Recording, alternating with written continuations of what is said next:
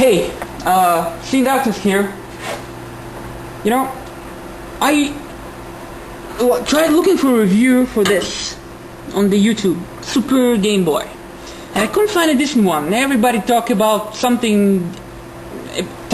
it, but didn't show anything about it, or didn't really show its true features. So that's what I'm gonna try and do right now. So here's the cartridge itself. It plugs into the SNES, and here you put your Game Boy cartridge, and basically what it does is just takes your Game Boy cartridge and shows it on a big screen using the SNES hardware. Okay. As you can see here, this is a normal SNES connector and a normal Game Boy cartridge port, and some writing in Japanese, and basically that's it. So take your Super Game Boy, and you take your Game Boy cartridge and slide it into there like this, and just put it into the SNES. Okay, let's try it. Okay, let's start the Super Game Boy. Here we see the start screen of the Super Game Boy itself, and we should see a selection menu. Okay, so here we have the games of the cartridge, and let's select Mario Land. Okay, you can see this is just a Game Boy game on a big screen, nothing more than that. But let's check the special features we have on this Super Game Boy. Let's pause this game, and we select the left and right clicker together, and we get this menu. Okay, first menu is we can select the color palette, meaning Game Boy uses only 4 colors for all its pixels of the screen, and you can select when it goes. Now, the second option, you can select the background frame, which you can use. Now we can see the standard Game Boy frame, and let's select something more with trees and woods. Okay, let's see any other options. Okay, the third option is the controllers. We can select Type A or Type B. Well, let's leave it to Type B, just basically changes the controls on the controller itself of the SNES. Okay. Fourth option, you can basically create your own color palette. As we've seen in the first selection options, we can select, let's say all the black's gonna be now red. Oh, let's put it to black. Okay, we have other options which I don't know what they're doing though.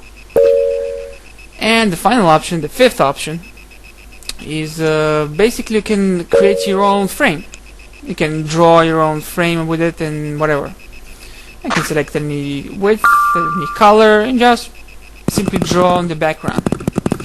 Usually will not go on the foreground, but if you really want to draw on the foreground and it will still stay that way, you can. Just select this empty square and just draw on the screen itself. Now we can exit the menu itself and you play with it, but it doesn't make much sense though. So it's something you can do, yeah, but I don't know. It's not really useful. Right, now let me show you something really cool. This is a Space Invaders game, and as soon as we boot up, we should see that the frame changes because it has the frame inside the cartridge itself, and it's gonna show us 2 options. One for the Super Game Boy, the other is for the arcade. Let's choose Super Game Boy for now. We see now that it's basically the same version as the Game Boy itself, with minor changes. We can select this color of the screen, and it will show us the screen in slightly different colors. Nothing out of the ordinary here, but it's different than the original Game Boy version. Just your simple Space Invaders shooter. Now let's reset the game and let me show you the really cool stuff. The arcade version, which is actually a 16-bit version of the game, meaning it uses the original SNES code. And okay, let me see this boots up. Let's select the arcade. Now it will upload its code from the Game Boy cartridge to the SNES itself and run the native SNES code.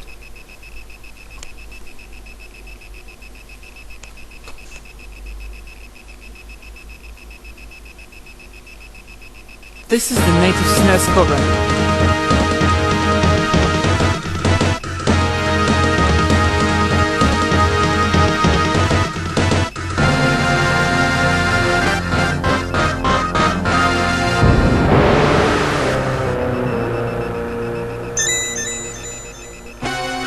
Right, let's select start, and this gameplay is pretty good for a Game Boy cartridge. And just to think that you have 3 games on the same cartridge. You have the original Game Boy, you have the Super Game Boy version, and the arcade version, which takes over your SNES. This is pretty amazing for a game. I don't think you have any other cartridge that does that. And this version, the arcade version, is the best version of them all, of course, because it uses the original SNES, and sounds better, and the graphics is a little better. Not that much, because it's Space Invader, basically, nothing else. Okay, let me just finish this game, and let's move to something else. Now let me show you some other feature that the cartridges themselves provide when they detect the Super Game Boy in there. Okay, this is a Killer Instinct game for the Game Boy, and of course it has its own frame, custom frame, and it uses its own palettes for the game. It's more configurable for the Super Game Boy. And let's go to the game itself. Start again. You see the menu is a bit different from the Game Boy version. It has 3 options out of 4. The 4th option made for the multiplayer, basically. Now, one of the things it does here, I can take the second joystick and press start on it, and it will think that I actually have 2 Game Boys linked together. Here we go, welcome challenger. So I can select one joystick on the bottom and the other joystick on the top, and just select my player. Okay. And I'm playing multiplayer game on a single Game Boy cartridge. And I have my two buttons that does the punching, and I have this weird button that just inverts the palette itself. I don't know if it does anything, but I guess it's some kind of feature they have there. And that's your basic options that you get with the Super Game Boy. Now some games support, more games support this multiplayer option stuff, but I'm not sure any more games support like the Space Invaders. Okay, let me stop this and move back to the real world.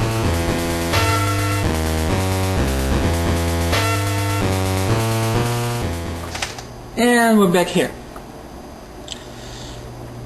Well, this was a review of the Super Game Boy, which I like, and especially if you have a lot of Game Boy cartridges. I think this and the SNES, this is a really good buy. Especially it's really cheap right now. You can get it everywhere for peanuts, basically. So you've seen it, and that's my review. Thanks.